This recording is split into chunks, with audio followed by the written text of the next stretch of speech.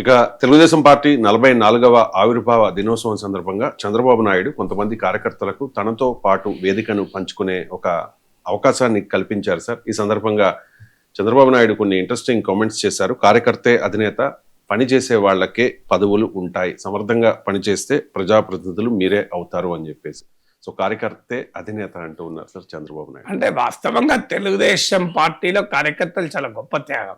Unfortunately ఈ మధ్య కాలంలో సూట్ కేస్ లీడర్లు వచ్చేసారు, కానీ సో కార్యకర్తలతో సంబంధమే ఉన్నది. తెలుగుదేశంలో మంత్రులు ఎవరవుతున్నారు, ఎమ్మెల్యేలు అవుతున్నారు, ఎంపీలు ఎవరవుతున్నారు, కేంద్ర మంత్రులు ఎవరవుతున్నారు, లెక్కలు తీయండి తెలుస్తుంది. జెండాలు మోసి భుజాల కాసేలా జెండాలు మోసిన వారికి ఎంతమందికి అవకాశం వచ్చింది, మీరు లెక్కలు తీస్తే తెలిసిపోతుంది కదా. ఎందుకు మనం ఎక్కువ మాట్లాడి అందరికీ తెలిసింది రాజ్యసభ సీట్లు ఎవరికి ఇస్తున్నారు, ఈ లెక్కలు తీస్తే క్లియర్గా సూట్ కేస్ కల్చర్ మీకు టీడీపీలో కూడా వచ్చింది. ఎవరు సూట్ కేసుతో పారాచూట్లతో దిగుతారు, సూట్ కేసుతో అయిపోతుంది. కానీ రియాలిటీ తెలుగుదేశం చరిత్ర చూస్తే, భారతదేశంలో రాజకీయ పార్టీలు మనం స్టడీ చేస్తే కొన్ని పార్టీలకు యునిక్ క్యారెక్టర్ ఉంటుంది.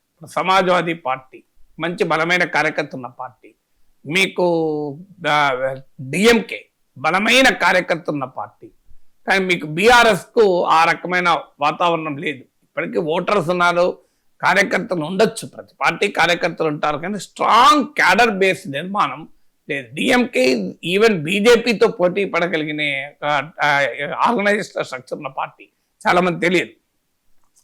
బికే లెఫ్ట్ పార్టీస్ బీజేపీ ఎలాగో క్యాడర్ బేస్డ్ అంటే non ideology based parties. DMK కూడా ఒక రకంగా ideology based party, Dravidian ideology.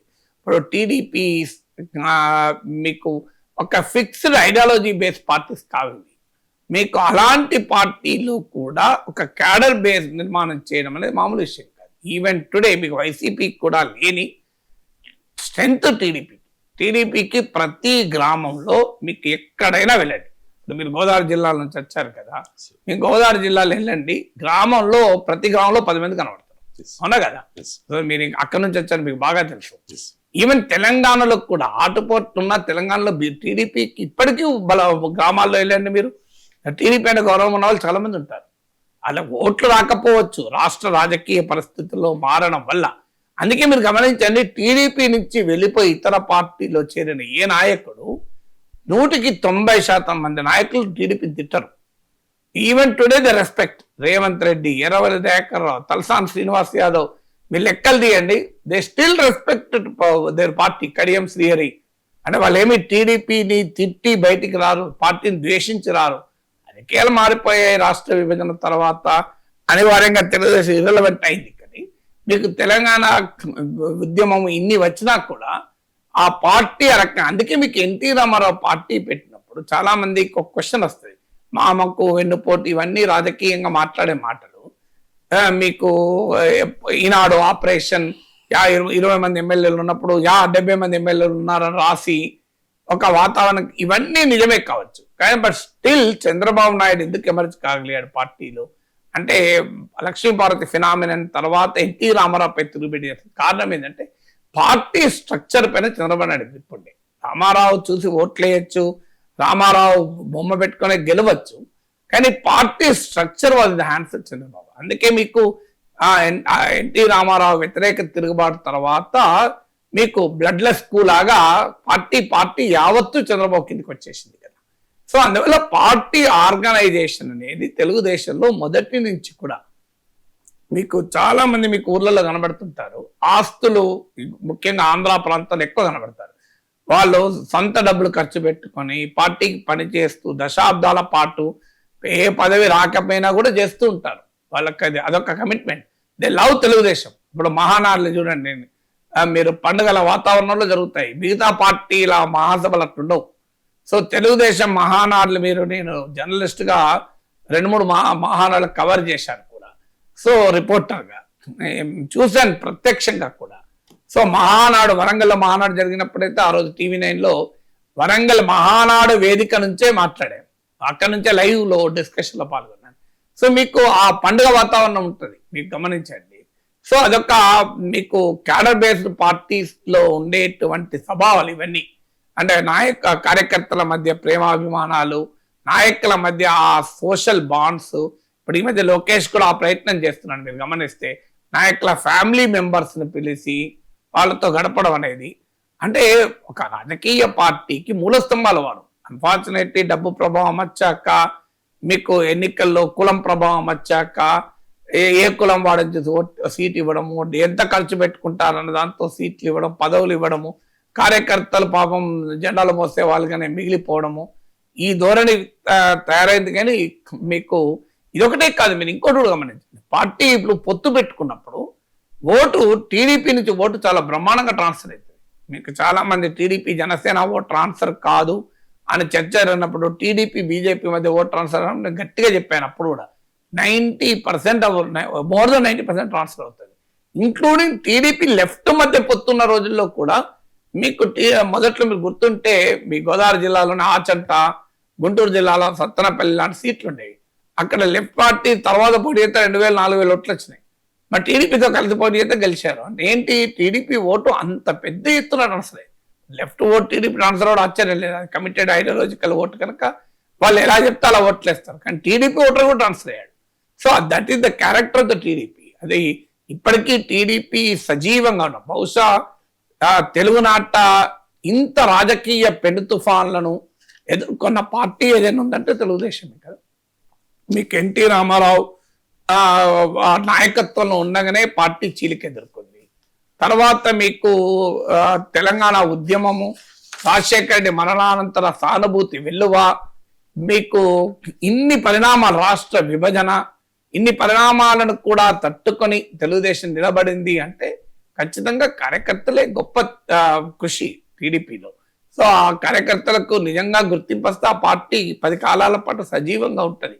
Unfortunately ఊహించడం కార్యకర్తలు ఇప్పుడు 50% సీట్లు పెరుగుతున్నాయి కనుక ఊరిస్తున్నారు. అల్టిమేట్ గా సీట్లు ఇచ్చే సమయానికి వచ్చే వరకు ఎంత ఖర్చు పెట్టుకుంటావు అన్నది ప్రాతిపదిక అవుతుంది. నువ్వు ఎన్ని కోట్లు ఖర్చు పెట్టుకుంటావు, ఇదే ప్రాతిపదిక. లేదు కార్యకర్త మేము పార్టీ విరాళాలు వసూలు చేసేనా, అభ్యర్థిగా పెడతారా, ఎక్కడ పెడుతున్నారా మీరు? పార్టీ ఇప్పుడు మీకు కొత్తగూడెం వెళ్ళారండి, సిపిఐ మిత్రులు, వాళ్ళ జెడ్పీటీసీలు, వాళ్ళ ఎంపీటీసీలు, వాళ్ళ సర్పంచులు, వాళ్ళ కార్పొరేటర్లు, వాళ్ళ కౌన్సిలర్ల క్లాసులు చెప్పడానికి వెళ్ళాము. వెళ్ళినప్పుడు మీకు అక్కడ చూశాను నేను.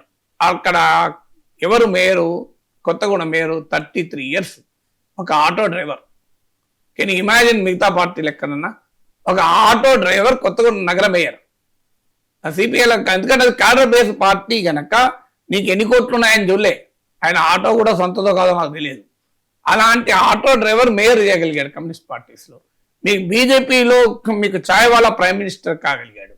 మిగతా పార్టీల్లో ఆ ట్రెండ్ ఎక్కడుంది? మీకు ఒకప్పుడు ఉండే, నిజమే. ఒకప్పుడు సాధారణ మీకు ఎన్టీ రామారావు పార్టీ పెట్టినప్పుడైతే సాధారణ వాళ్ళు, ఇప్పుడు కళ్యాణ్ శ్రీ ఉన్నాడు, ఏంటి అతను జూనియర్ లెక్చరర్, అంత పెద్ద నాయకుడు అయ్యాడు తెలుగుదేశంలో నాయకుడయ్యాడు, రాష్ట్ర రాజకీయాల్లో నాయకుడయ్యాడు. సో అక్కడ న్యూ జనరేషన్ పట్టుకొచ్చారు లీడర్షిప్లోకి. తెలుగుదేశం పార్టీ పుట్టిన మొదట్లో అప్పటిదాకా సాంప్రదాయంగా భూస్వామ్యవాదం లాగా ఉండే రాజకీయాలు. సో అలాంటి తండ్రులు తాతల రాజకీయ వారసత్వం, అలాంటి వాళ్ళు ఉండొచ్చు పార్టీలు, లేరని కాదు. కానీ చాలా మంది న్యూ జనరేషన్ ఉన్నారు, నాయకులు ఉన్నారు. మీకు మీ దగ్గరే రాజమండ్రి బుచ్చేశ్వర గారు ఉన్నారు. ఆయన ఇప్పుడు కాదు, నాకు తెలిసినంత వరకు 40 ఏళ్ల క్రితం కూడా వాళ్ళ కుటుంబం ఇన్కమ్ ట్యాక్స్ కట్టేది. 50 ఏళ్ల క్రితం కూడా వాళ్ళ కుటుంబం ఇన్కమ్ ట్యాక్స్ కట్టేది. అలాంటి కుటుంబం ఆయన ఆస్తులు అమ్ముకొని రాజకీయాల్లో ఉన్నాడు. పాపం ఇంతవరకు మంత్రి కూడా కాలేదు కదా.